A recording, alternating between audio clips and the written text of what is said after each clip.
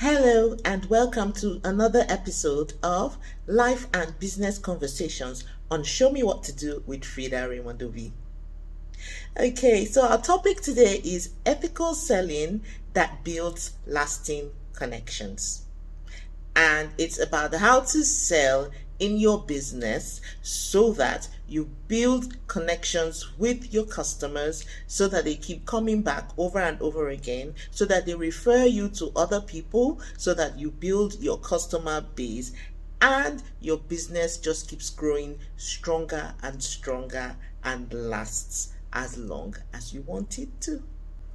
So I know the topic also says how to sell to an Eskimo or selling to an Eskimo, and I will come to that. But before then, I want to start with a personal story.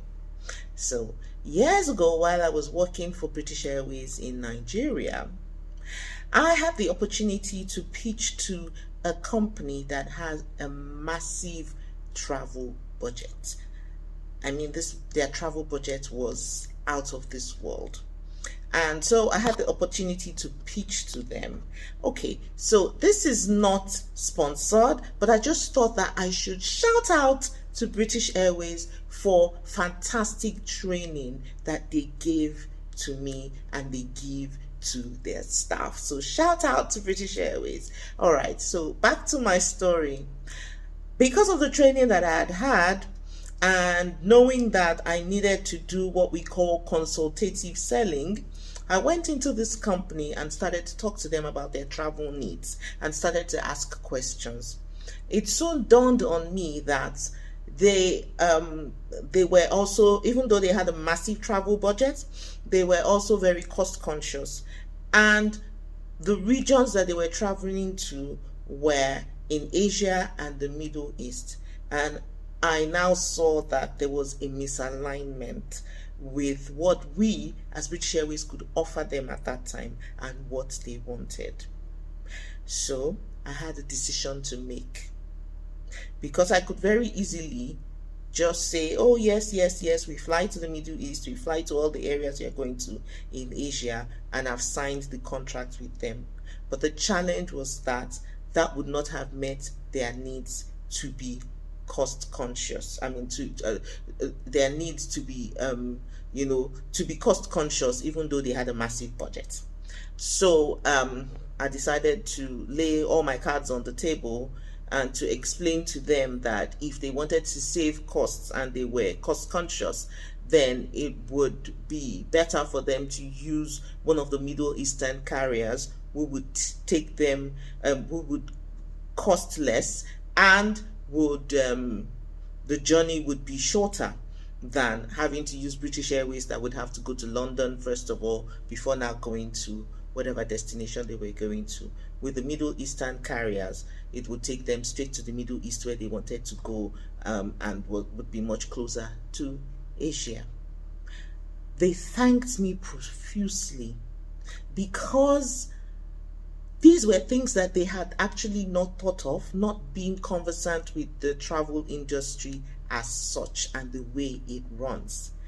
And so when I explained everything to them, they understood, they thanked me profusely, and they went ahead to use a Middle Eastern carrier.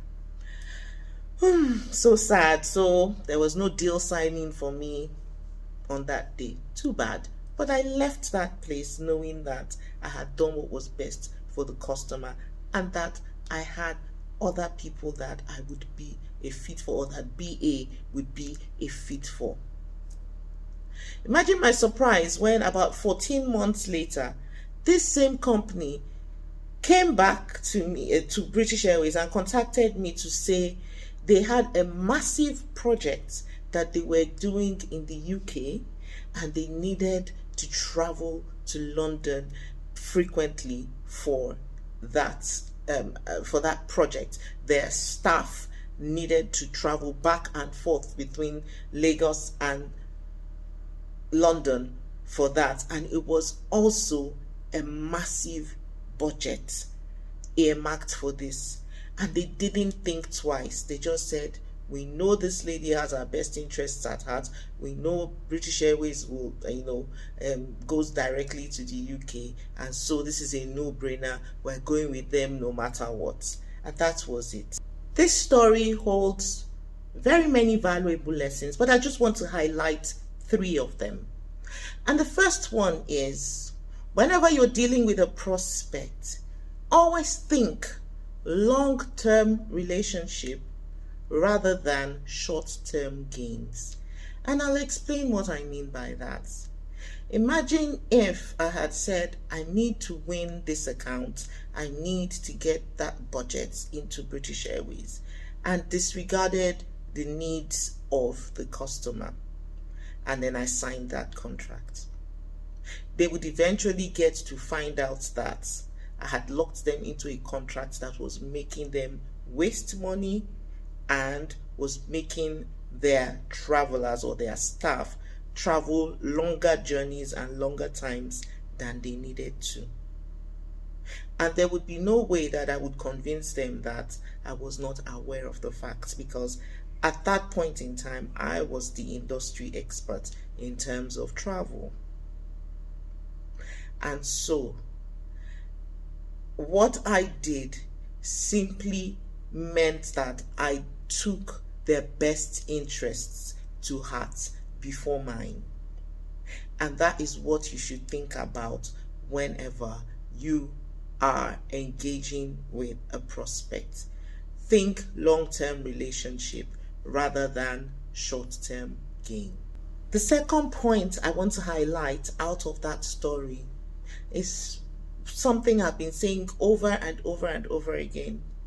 You have to understand your customer's needs. You build trust with your customer by helping them meet their needs. And sometimes that means that you have to let go of a sale. It's the only way that you can tell whether you are a fit for this customer or not. Imagine if I did not understand their needs and I was so desperate to sell and I just said, yes, sign here, sign here, sign here. At the end of the day, I would lose their trust. So you build trust and you build meaningful connections with your customers or your prospects when you show that you can meet their needs, and when they buy from you, when you go ahead to actually meet those needs. So build trust with meeting your customers' needs. The only way you can do that is if you fully understand what the customer's needs are. And the third point I want to bring out from this story is the power of reputation. Build a good reputation for your business by telling your customers the truth, being open and being honest with them, even when it doesn't favor you. At the end of the day, they will always speak highly of you and they will recommend you. When they find someone who's a fit for you, you'll be surprised that they would be the ones to recommend you. So help them to meet their needs, even if that means signposting them to somebody else who is the right fit for them because you aren't. Build the power of your brand's reputation. So I'm sure you're wondering by now, what does all this have to do with selling ice to an Eskimo? Okay, so I don't know if you've heard that saying before, but it's a saying that is used to commend somebody who is considered to be a great salesperson. So they would say, oh, he's so great at selling, he can sell ice to an Eskimo. But what does it really mean? So we all know that Eskimos live in, is it the North Pole? Somewhere in the North Pole. And they are surrounded by ice. And they even build their houses, which they call igloos, using ice. So the question now is, why would an Eskimo want to buy ice that is in plentiful supply around him? Why would he want to buy ice? Why would somebody walk up to him and sell ice to him and he would buy it? So before I answer that question, let me ask a different question first. Should you really be selling your products or services to someone who doesn't need it? Just take a minute to think about that now. Should you be selling your products or services to someone who really doesn't need it? For me, the short answer is no. And the reason why is this thing we call buyer's remorse. I don't know if you've ever heard of it.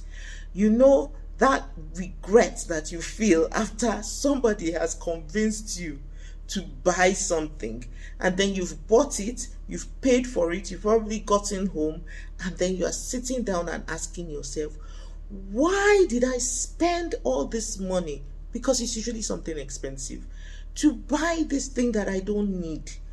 Or you buy that thing, you bring it home and find out that it's useless to you. And then you regret, and then you think about the person that convinced you to buy it, and you just want to like strangle the person, you know. Okay, sorry, there's no tolerance for violence over here, but you understand what I'm saying. You know how bad you feel, and you know how you would think about the person, so much so that you will avoid the person the next time. You won't want to buy anything from that person.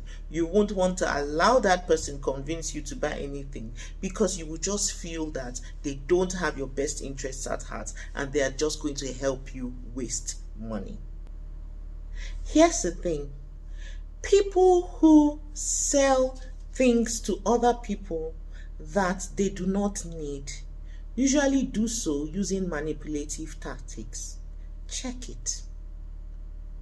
They usually use manipulative sales tactics to get somebody who doesn't need something to buy that thing, and that is not ethical selling.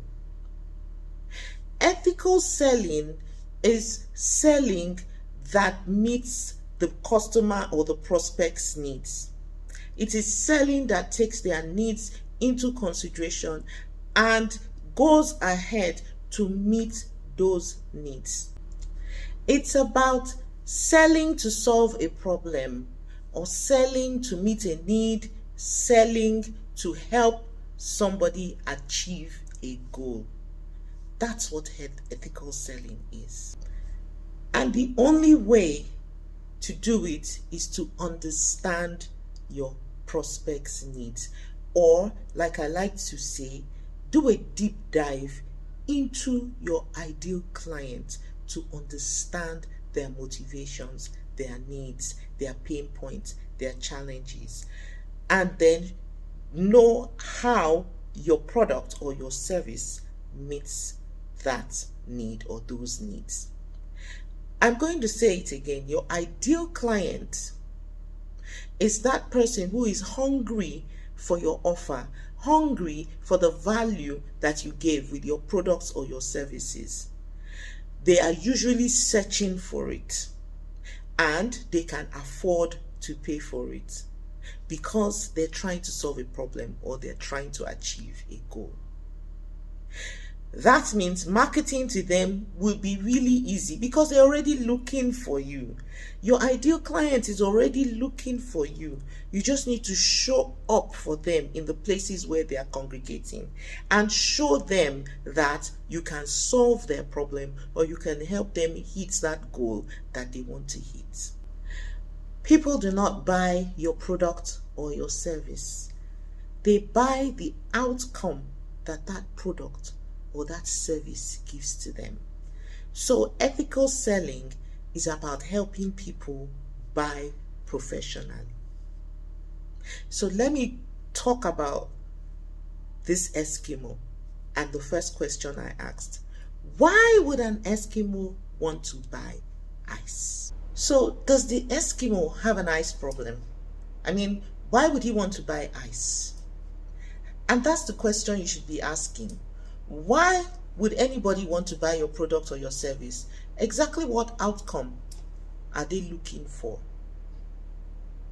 that will make them buy your product or service? Or what outcome does your product or service give that someone is looking for, or your prospect is looking for, that will make them buy.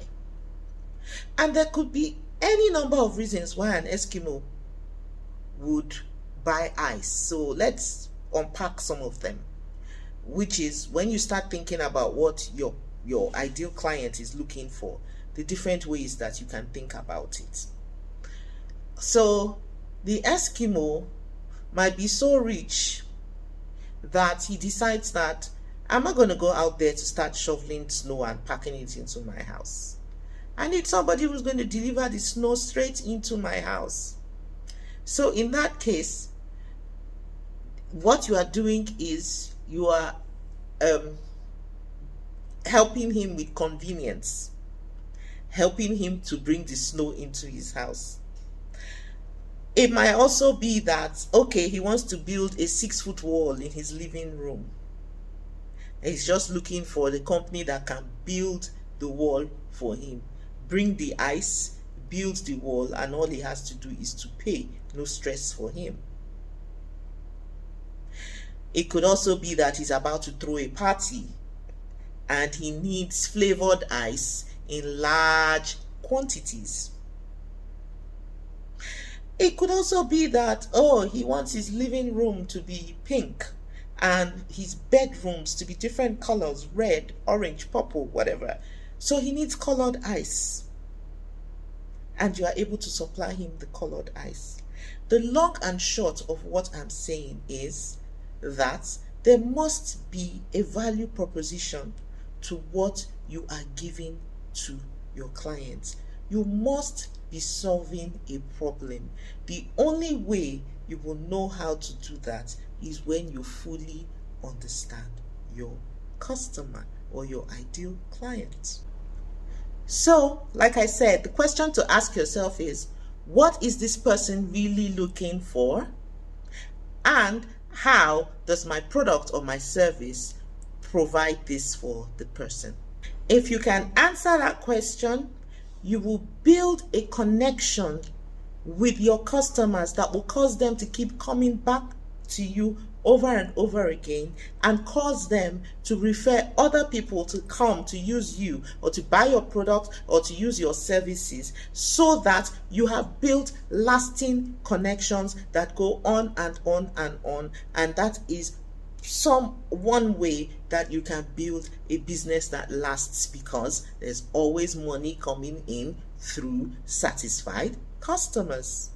There is absolutely no reason to be manipulative in sales. Your customers are out there.